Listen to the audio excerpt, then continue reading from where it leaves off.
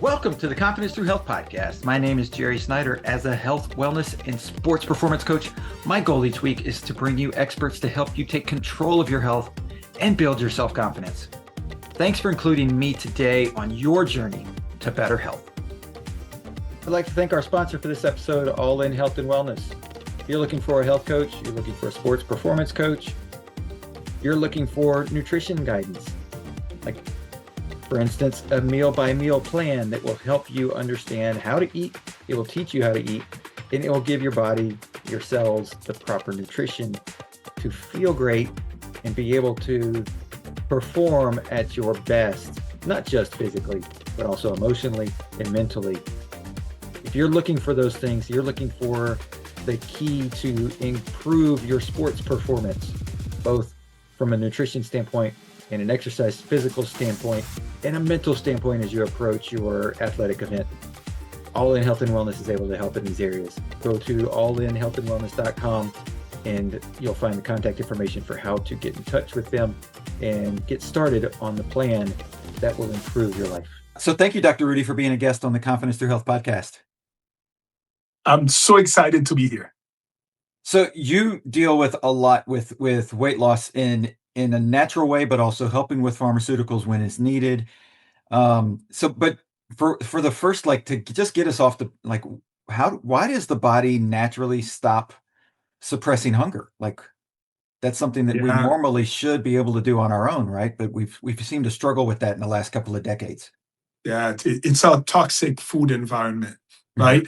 I call the standard American diet. That's what we eat. SAD, the standard American diet. SAD. I call it a weapon of mass destruction. Oh, yeah. Our food is causing millions of deaths. It's the way we're eating, the way they package the food, the toxins they put of the food, the high calorie, high palatability. We're addicted to food. Yeah. Our species did not evolve to have food of quality like this around all the time.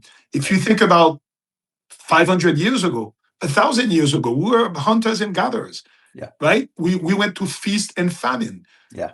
So now with agricultural revolution, the industrial revolution, now we again, Homo sapiens was such an amazing species. We made it too easy for us. Yeah. There's food around us at every time. Most of the foods that we consume in America, it's from 70% of the calories that we eat are from highly processed foods. Mm-hmm. And those foods have been engineered to go around our appetite physiology. So sugar is in everything. Sugar is one of the most addictive substances. Once you start eating it, it lights up some parts of your brain and you want more. Potato chips, everything. You hear the commercials. You can't just have one. Right. It's true. Yeah.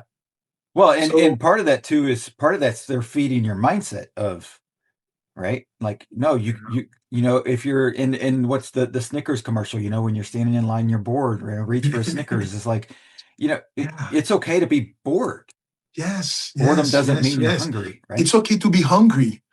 Yeah, hunger is a signal, so at my clinic. So let me tell you a little bit about me so people listening can know my journey. So I'm originally from Haiti and I came here 34 years ago in 91. I did my first year of med school in Haiti. There were a lot of political problems, so I came here. My first job was at Dunkin' Donuts. And it's the first time that I had a donut with so much sugar. I remember I was 21 years old. I tasted a donut. I was like, oh my God, my brain lit up. I was like, this is amazing. So my first 6 months in the States, I mostly ate donuts. Yeah. Now I cannot even see a Dunkin' Donut. Right. I can't. I can't eat fast food anymore. But my first 6 months in this country, I was like, forget organic foods I was eating in Haiti. Mm-hmm. McDonald's is amazing. Burger King makes the best burger. Right. Because really, those foods have been engineered to, umami. Umami is the Japanese word to say all the different flavors. Yeah. They put the different flavors that it hits our reward centers, or dopamine signals get hit. So I did my first six months. Then I went to medical school. I went to University of Miami. And the first 12 years of my practice, I did acute medicine. I was working inter-hospital in intensive care units, emergency rooms, saving lives, intubating patients, doing with life and death. Yeah. I loved it, but I wasn't deeply satisfied. I didn't want to just cure disease. I didn't want to just be a part of the sick care model. I Right. wanted to prevent disease. So I Yeah. was lucky that my undergrad major at University of Florida was in nutrition. So because in medical school, we barely get 4 hours of nutrition during Right. the whole 4 years. Crazy, Yeah. crazy. But I was lucky enough that this was my undergrad major. So I always knew the importance of food and nutrition. I call it that's the lowest hanging fruit of wellness, what we Yeah. eat. So in 2005, I started a weight loss clinic because I was like, I want to be part of the movement that prevents disease, not Mhm. just cures disease. And at this time, I was using the FDA approved medication, the stimulant type medication like phentermine, phendimetrazine, diethylpropion. So those are FDA approved medication, control appetite. And I was Right. getting good results. Of course, I did a lot of behavior modification, nutrition education. My wife works with me. She's also a doctor and a nutritionist. So between her and me, we would Wow. do nutrition education, behavior modification, and medication for people who felt like they needed extra control. Right. And that's when I started realizing, man, appetite is dysregulated in our society. Because I Mhm. had amazing people coming to see me. They are CEOs, high level, type A personality, or everyday people Yep. that they just could not get rid of their food cravings and addiction. Yeah. And the true definition of addiction is this: you keep doing a behavior that harms you, but you can't stop it. The people would come to me, they're like, I know I can drink, eat that much sugar, but they keep doing Yeah. it, right? That's Yep. addiction. So Yep. my phentermine type medication was helping. We were doing this. And then GLP-1 medications hit the market Mhm. and complete paradigm shift. So GLP-1 medications are the most important medical breakthrough, in my opinion, since the development of penicillin. Oh, wow. GLP-1s are the penicillin of our era Yeah. because they are the only medication that are able to help people deal with their food addiction, improve their metabolic disease, Yeah. and at the same time, be good long term. Because, Right. for example, when I was using my phentermine type medications, I was always worried because it's FDA approved to use for no more than 6 to 9 months. It Mhm. can increase your blood pressure. It's not good Right. for your heart. So, yes, Right. I'm helping you lose weight, but I'm like, oh.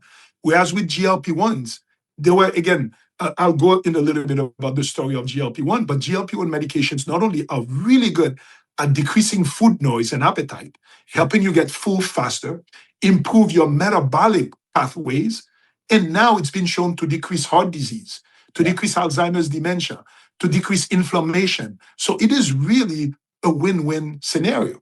So Right. now, when I started using GLP, when I switched almost all of my patients to GLP-1 for the right patients, with the Sure. right setting, the right um, um, nutrition, we'll talk about all this. Right. But it was a true paradigm shift, Yeah. right? So, and for you mentioned metabolic disease, right? And that's different from, or it's a different way of looking at obesity, right? Yes. So that's a really good point here, Jerry. When we look at obesity, we just see somebody that's overweight, right? We see Right. maybe some pockets of fat.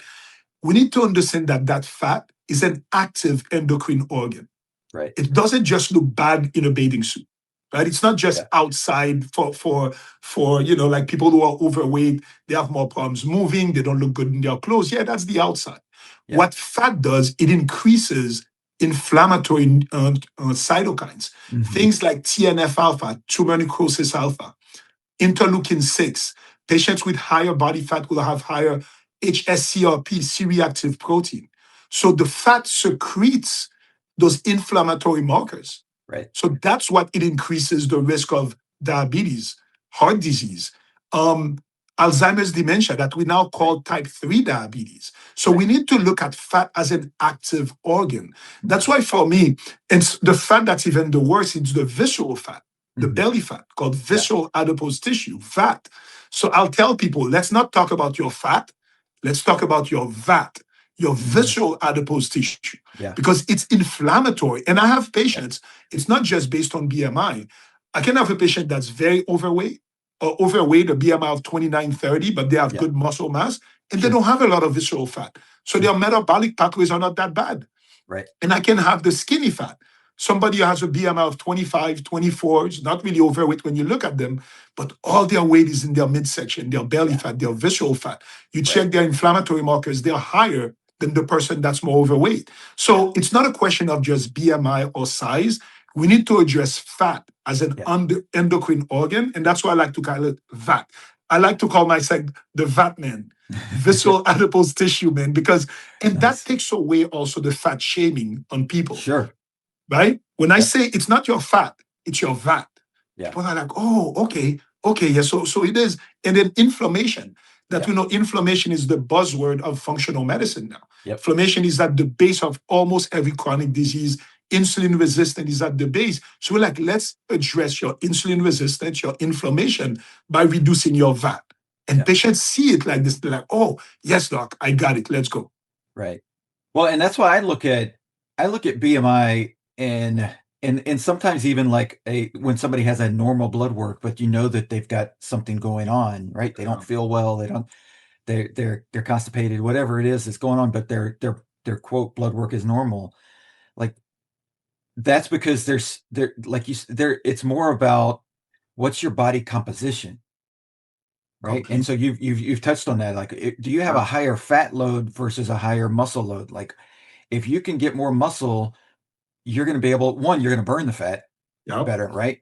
And two, you're going to be able to avoid, a lot of the issues that come with fat because your muscles are burning and churning so much more efficiently than the fat's sitting there storing, waiting to be told what to do and causing problems. Yeah. So it's interesting because I know we talked about who's your typical client that you see, right? They're usually maybe 35, 45, or 50, kind of middle age. This is when maybe metabolism takes a turn down. And when we say metabolism, we don't have a way to really measure what metabolism is. But you see the person starting to gain more visceral fat. They're experiencing sarcopenia. Their muscle mass is decreasing. This is, I call that the double whammy of aging. Yeah. As we age, we lose our muscle mass and we gain more visceral fat. And anybody listening can say like, yep. I see that my legs got smaller, my thighs got smaller, my arms are smaller, but I'm getting more of a pouch in my belly. Right. That's visceral fat increase, decrease of muscle mass. That is the worst combination of aging. Because as we said, we need to look at fat and muscle as active endocrine organs. So the visceral fat, the fat increases production of inflammatory cytokines. And muscle, when you have a lot of muscle, it increases production of what we call myokines, which are beneficiary cytokines. Things like irisin and things like BDNF that decreases inflammation. The more muscle mass, the more of those the more benefits you have. So now we look as we age, you get more visceral fat, less muscle. What's the key to successful and good aging is to reverse that. You want to increase your muscle mass, decrease your visceral fat. How do you do this? Right? Yeah. We know, try to eat better, exercise more, and sleep. But we've been saying that for years, yet 2 out of 3 Americans are considered overweight or obese. Yeah. There was a latest study that shows the new definition of metabolic disease. It's called cardio kidney metabolic disease, CKM. So it's when somebody has some form of either protein in the urine, some form of cholesterol abnormality, cardiac abnormality, or metabolic abnormality, insulin resistance. Yeah. It was found that 93% of Americans have at least one component of the CKM. Wow. 93%. So about 7% of Americans can be considered metabolically healthy. Wow. This is an emergency. That's crazy. It's crazy. And what's at the base of that? Insulin resistance, inflammation because of our poor diet and our toxic foods. So how do we change that? We need to improve insulin resistance by decreasing body fat, increasing lean muscle mass. But how do we do this? We need to address the food addiction that most people are dealing with. And we all have it. I have mine. Oh, sure. I have mine. We all have it. Because I work out so much and I've always worked out, I maintain my muscle mass. I'm able to kind of balance that out. And I don't know, did I win the genetic lottery? I've never really had, a weight issue. But I needed testosterone to maintain my muscle mass at the age of 51. So we're going to talk about hormones also, because I look at obesity as a hormonal dysregulation. Oh, yeah. Right? Yeah. Well, when you have that high of fat content, it messes up all the functions that are going on, and including hormones, in whether it's hormone production or hormone regulation, right? And balancing. Exactly. Like that fat is Yeah. throwing everything off. Yeah. And And then when that person now get into their mid 40s or early 50s, the woman goes into premenopause, their estrogen level goes down, their testosterone level goes down, everything goes haywire. And then now it affects your mindset, it affects your psychology. Now you internalize the fact that you cannot lose weight. Men, there's an epidemic of low testosterone happening in the world that we're not talking about. Yep. You know, I've been prescribing testosterone therapy for about 15 years. I've been on testosterone myself for 6 years. It is life changing. Yeah. But when I first went to medical school in the 90s, they told us that men would only need testosterone in their late 60s and 70s. It was called late onset hypogonadism. Hypogonadism means low T. But what I'm seeing in my practice, I have guys in their 20s, their 30s, who have true low testosterone. Yeah. Again, what's the cause of this? Yeah. Multifactorial. The food we eat, and a lot of the toxins that are around us, plastics, microplastics that are estrogen based. Everybody, 100% of humans that we've checked have microplastics in them. And microplastics have been associated with lower testosterone level, decrease in sperm count in men, increased risk of testicular cancer. In women, it's been associated with fibroids, endometriosis, polycystic ovarian syndrome, early puberty. Now, young girls having puberty at the age of 8. Yeah, it's crazy. Like crazy. How early it is. And it's food driven, but it's food driven in how it's reacting to our body, right? It's not like they're, well, I say this, but they are, but it's not necessarily they're poisoning the food system, but they're doing it in a way that our body reacts to it in a certain way that it's like, oh, okay, we're going to speed all these processes up. We're going to, and basically speed up the aging process. Yeah. Right? So we should even call this food, it's chemicals. Yeah. The food we're eating, it's chemicals. Yeah. Right? Wrapped in plastic, full of pesticides, glyphosate, all those preservatives. Our body cannot recognize this. And all of those foods, all those toxins, they're classified as endocrine disrupting chemicals. They disrupt our endocrine organs. And for our listeners, sometimes they're like, what's the endocrine system? So the endocrine system is a series of glands. We have about 11 glands, including the pancreas, the liver, the adrenals, the thyroid, that control our body's physiology, the way our body works by secreting hormones. And this system is very finely tuned. There's balance and checks, almost like a thermostat. I like to compare the human body, the way it works, to a very refined, expensive Swiss watch. Yeah. Right? If you open the Swiss watch and you see the working inside, you see all those different gears and mechanism and one talk to the other, and they're all tight. It's beautiful when it works perfectly. That's the human body. Yeah. You know what endocrine disrupting chemicals are? You take a handful of sand and you drop into that beautiful machine. Everything starts, you start hearing the noise. It's not working. Yep. That's what plastics and toxins are doing to us. Yeah. So no wonder we're seeing so much disease around us. Yeah. Yeah, because our functions just can't keep up.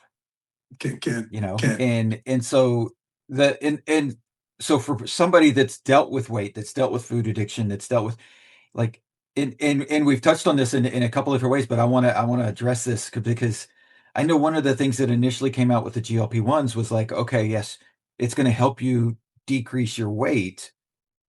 But initially there was a lot of muscle mass that was being lost as well, right? Yeah. And so talk about like how you structure someone when they're going on a GLP-1 to help with the fat loss, but not losing other stuff. Like definitely. And if you don't mind, I'm gonna now take the listeners to a journey of GLP-1, and then I'll answer that question. So GLP-1 medication, it stands for glucagon-like peptide 1. So those are hormones that are secreted in the gut. They're called incretin hormones, and there's 3. There's GLP-1, GIP, and glucagon.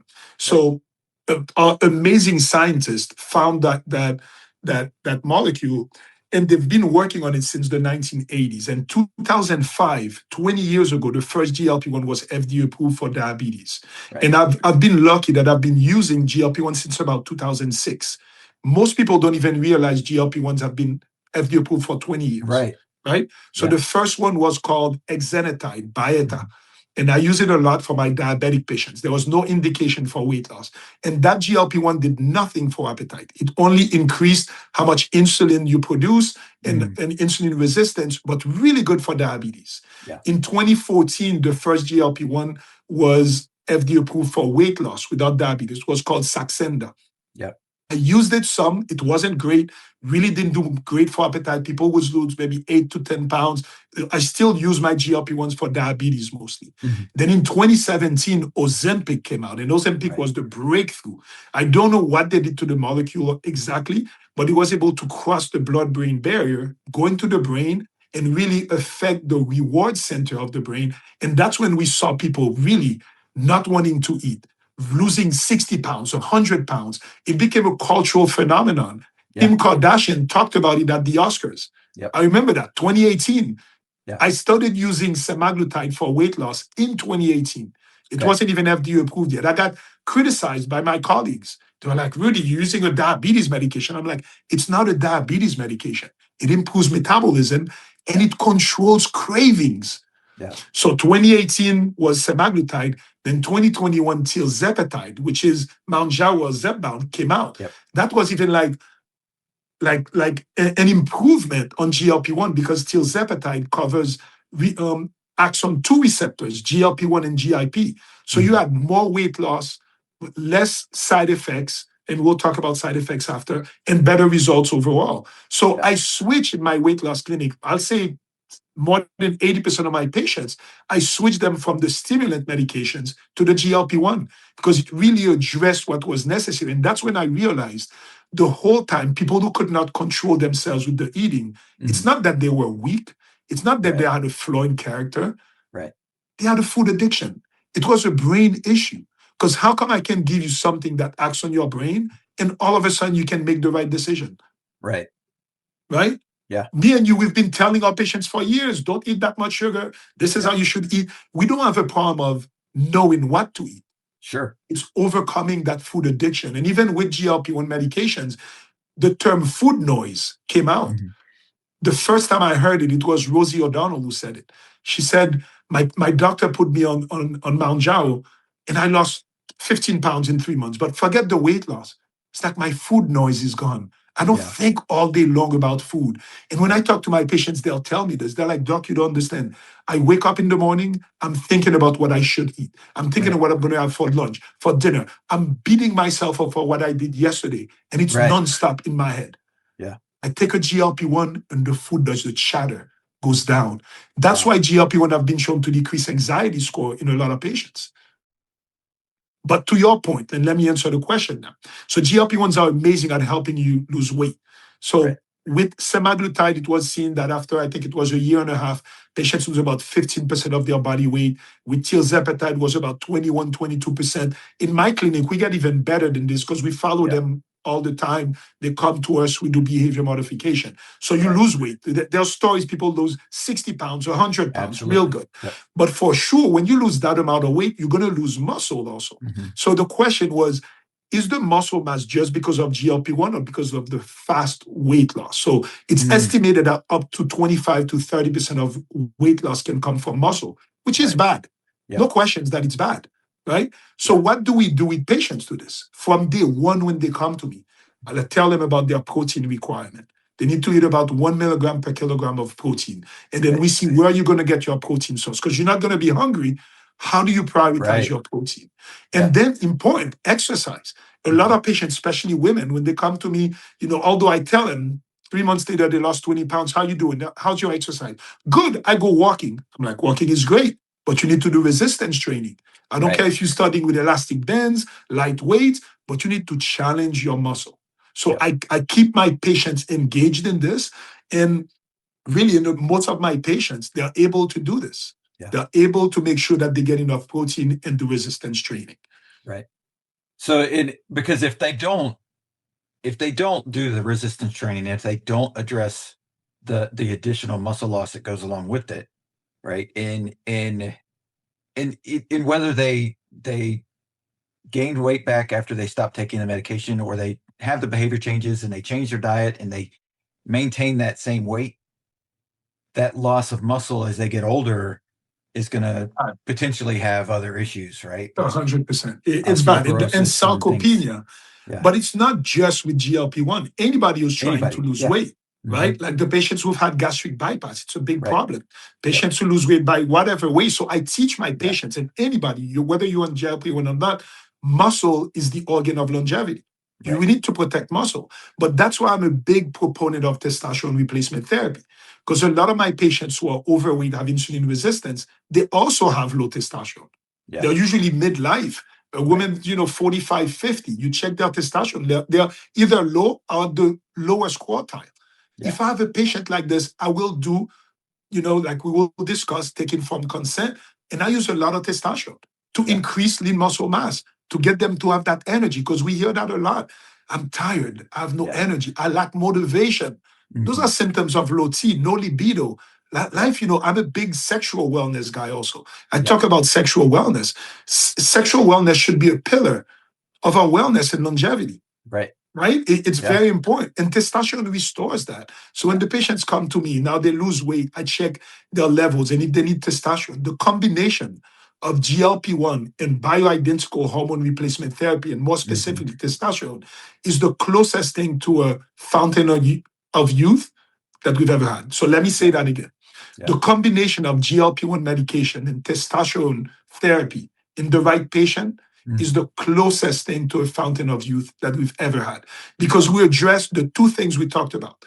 You decrease body fat and belly fat, and you increase lean muscle mass. Right. Well, and I think that's what everybody wants. Like the ideal is you look towards, okay, I'm in my working age. I've got to do all this. I've got like, that's just the way it is. I've got to have financials in order to be able to retire someday, right? And you ask somebody who's in their 30s, and they're going to look at retirement and be like, oh, I'm going to get to travel the world. I'm going to get to go to the beach and hang out. And then you ask somebody who's actually living that in their 65, 70 age, and they're overweight significantly, and they don't want to go to the beach. They don't want to sit out in the sun. They don't want to, like, they don't want to be in a bathing suit. They don't want to do those things that when you're in your 30s, you think, I'll just get through this working time and I can enjoy life. We've got to keep the body in a position where we can actually enjoy life. And I think that's what you're talking about with that fountain of youth aspect. It's not trying to stay 30. It's trying to be healthy when we're 60, 65. Yeah. And functional medicine at first was talking about extending lifespan, right? To make us live longer. And we do live longer now compared to 100 years ago. Now, the average lifespan,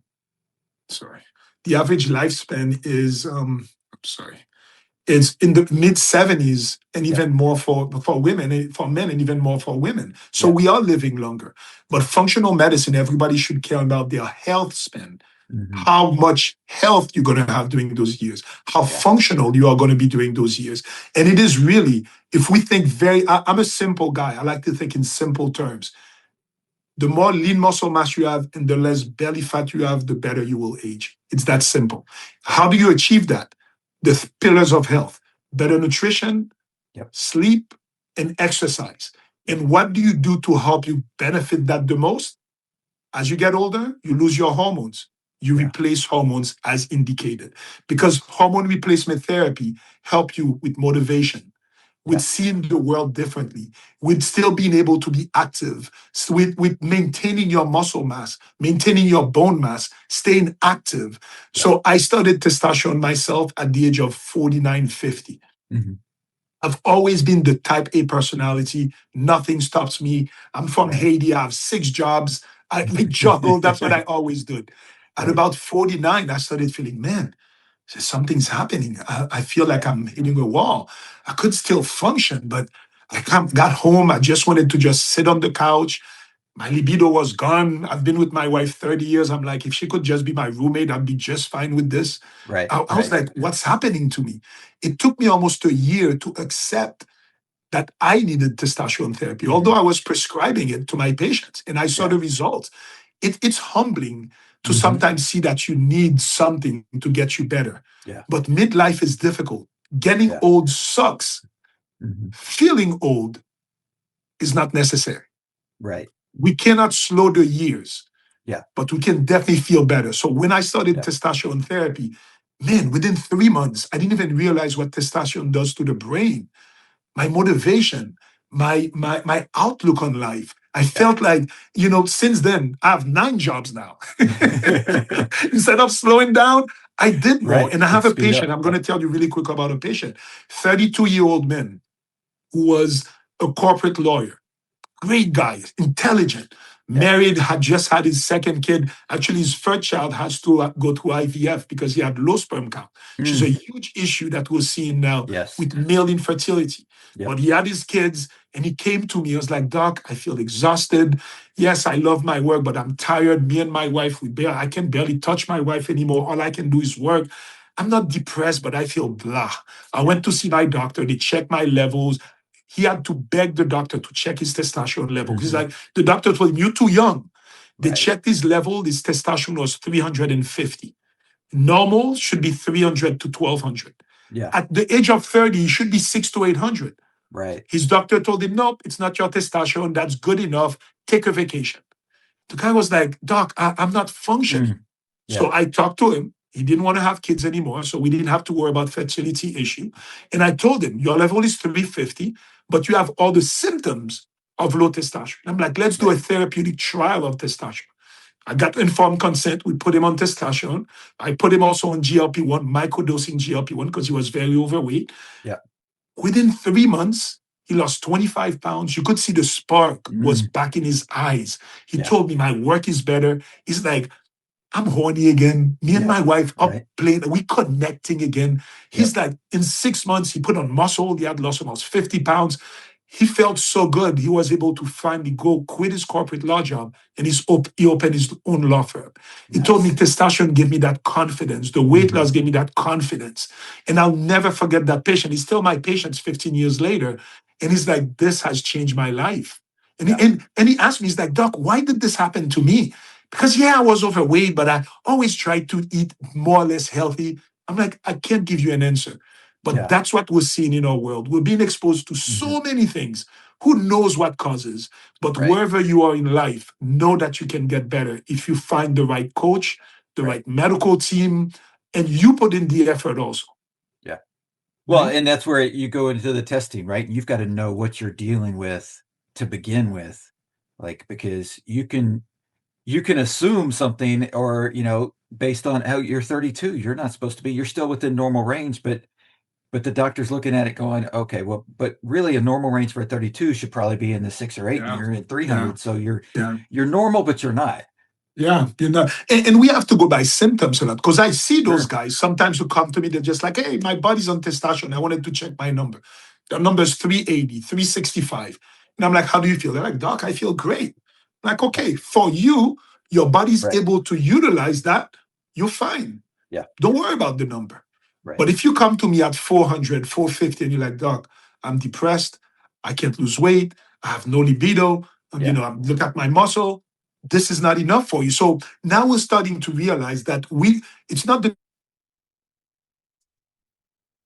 testosterone that's in your blood. What does it do inside your cells? So Hmm. even the association of American Neurological Association is starting to take symptoms in consideration of who should be considered for Right. testosterone therapy. And I talk a lot about testosterone therapy. Everybody's like, is it safe? Well, in February 2025, the FDA removed a black box warning that Right. said that testosterone increased the risk of heart disease. Yeah. So I've been prescribing for 15 years despite that black box warning because I know the study Yeah. that they based themselves on was a very flawed study. And since Right. then, we have really strong studies. There was one study called the Traverse trial, where they looked at patients on testosterone and patients on placebo to try to see did testosterone increase the risk of Mm. cardiovascular, and it was Right. negative. It did not Yeah. show that. That's when the FDA said, oh, remove that warning that it causes heart Right. disease. So, Right. and then what we're seeing in our society is that younger and younger men are coming up with low testosterone. Hmm. More and more women are going through early menopause. So Yeah. they have low testosterone level, low estrogen level. Again, it's multifactorial. It's Yeah. the food we eat, it's the high cortisol stress level that we eat on, plus all the toxins and Yeah. xenoestrogen that are around us. Yeah. So let me tell you what I tell my patients. And it's a little acronym. My name on social media is Dr. Rudy Best Life. Yep. So I tell my patients, I'm going to use the best life acronym to let you know how do you get to your best life. So the B stands for baseline. Know Okay. your baseline. I Yep. ask everybody, ask yourself, how do you feel physically, mentally, and sexually? Give yourself a score from 1 to 10 and be honest. Mhm. Where are you? Right. If you're a 6, a 4, even a 7, can you be a 9? My goal is always, can we improve? So know Right. your baseline. E, evaluate, go and get tested. Mhm. And not just your basic, regular, insurance-based primary care doctor testing. That's not enough. I'm a primary care doc. I stopped doing insurance-based because it's not enough. Yeah. Find a functional medicine doctor. I'm going to say Function Health is a really good membership that does a lot of blood tests for a really good price. Yeah. Evaluate your labs and your biomarkers. S, sit with a specialist. Mm. Don't let a doctor tell you your levels are good enough. Yeah. Find somebody like me, somebody like, whoever can interpret your labs and your symptoms together. Yeah. E, take action. So Mhm. now Yep. you check your baseline, you check your labs, you found your right medical team. Now it's on you. Yeah. Take action. Start putting whatever. And now there's enough information. You chat GPT what diet you should be on. You got it. There's Yeah. so many coaches, so many influencers. Be careful. There's disinformation out there Oh, also. sure. But find the right coach. Mhm. L, lean into your tribe. Find a Mm. community of people that want to be better with you, whether it's Right. your best friend, whether it's a group at the gym, whether it's your walking group, or you be the change with your friend group, but lean into a tribe. Yeah. Investigate again. Once you started all this, repeat your blood test. Oh, See where you absolutely. are. See the Mhm. progress, right? Mhm. Yep. And then now F, fine tune the program. Go and see your doctor. At my clinic, that's what I do. Patients come there like, Doc, the first 3 months were good, but the last 2 months, I'm a little hungry. I feel this. I check the labs. Yeah. I see something and I fine tune it. It's Mhm. always come up with a program, you get it going, you test again, you fine tune, you test again, you Yep. fine tune. So you Yep. keep doing that. And the Right. last thing in the best life protocol is E, evolve into the new Mm. person that you are. Yeah. Evolve, because I have some patients who've lost 60 pounds, but they still see themselves as the overweight fat person. Right. Evolve into this. Get new habits, get Yeah. new friends, Yeah. discover what you can do now that you have the energy, you have the Yeah. muscle mass, you've lost that weight. So, Right. best life protocol, I like to put patients on this so they can really visualize and then they can get there. And Yeah. here's the most important thing, Jay, and we talked about this before. The whole time you're doing this, love yourself. Absolutely. Practice self-love, deep Yep. self-love. Because a lot of people who are going through a weight loss journey or any kind of disease, they're always, I'll be good when I lose that weight. Right. I'll be fine when X happens. I tell Yeah. them, no, no, no, no, no. You are amazing right here, right now, Mhm. with that 100 pounds over it, with all this fat overhanging your pants. You are Yep. beautiful. You're amazing. Love yourself. Yep. And as you loving yourself, be eager for the beautiful changes that are happening. But your happiness is not going to depend on how much weight you lose. Right. Your happiness happens right here, right now, because it's an inside job. Yep. Well, and why push off your happiness to some other thing that has to happen, right? Like find it now, and it can evolve into Yes, becoming more happy, right? more happy. There's more joy and more freedom, Yeah, but like yeah. find it now Now, and then build on it. I love that. and I'm sure as a coach, you see that all the time. Yep. So many people are unhappy right now. And then you Yep. practice gratitude. No Yep. matter what's happening in your life, there's so much to be grateful for. You just Yep. need to train yourself to look at it. But Mhm. we look at our population. Our population tends to be a lot in the victimhood Yeah. mentality. And, I never judge people because, nobody's in their own shoes. Yeah. Everybody has their own story. But whatever your story is, there's stuff to be grateful for. There's so much to look and love. I always say you need to look in the mirror as you are and love what you see. Yeah. Love what you see as you are. And once you do this, what you see, what you look in the mirror will change. Right. It's not when you lose that pound that will be, of course, it's going to help, Sure. but you need to be happy. You need to love yourself no matter what. And that's my big word, the Yep. no matter what mindset. Yep. Well, Dr. Rudy, I want to thank you for being a guest. I know you've got patients to see in a busy Yes. day. And so Dr. Rudy, Best Life is where people can find you and find out what's going on and connect with, get more information on what you're doing and everything, right? Definitely. So Dr. Rudy Best Life, it's Dr. Rudy, Rudy Best Life on social media. My clinic is called A New You Wellness in Miami. My website is Dr. Weight Loss Miami. I'm also doing, I want to just say that really quick, I'm doing a really cool project. Art Basel is happening in Miami right now. It is the big conglomeration of art. There's a lot of parties, but I've created a sculpture, me and my business partner, because I see that talking about plastics and what it does to our body, it's very hollow. It's very boring and scientific. So I see that science would not get into people. So I decided to create a piece of art.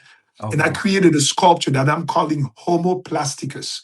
It's the evolution of Homo sapiens to Homo Plasticus. And it's an 8-foot sculpture that is kind of has a lot of belly fat, looks afflicted. I stuffed it with 61 pounds of plastic waste. And 61 pounds is the amount of plastic waste each human generates per year. And I'm going to put that out Basel with QR codes on it so patients can come and be like, what do plastics do to your brain? What do plastics do to your heart?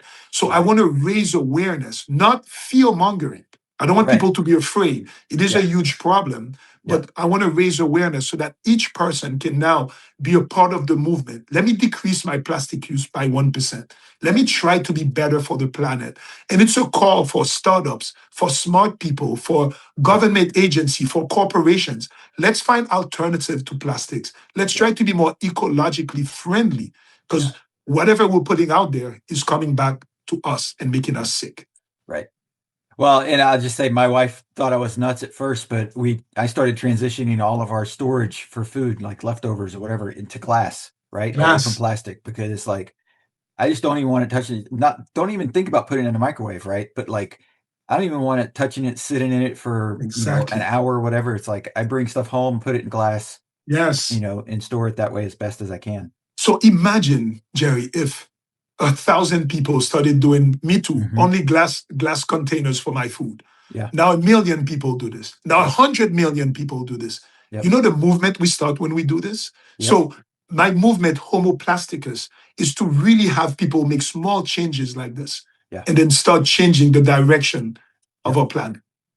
That's awesome. Well, thank you again, Dr. Rudy. It's been a great conversation. Jerry, it was a pleasure.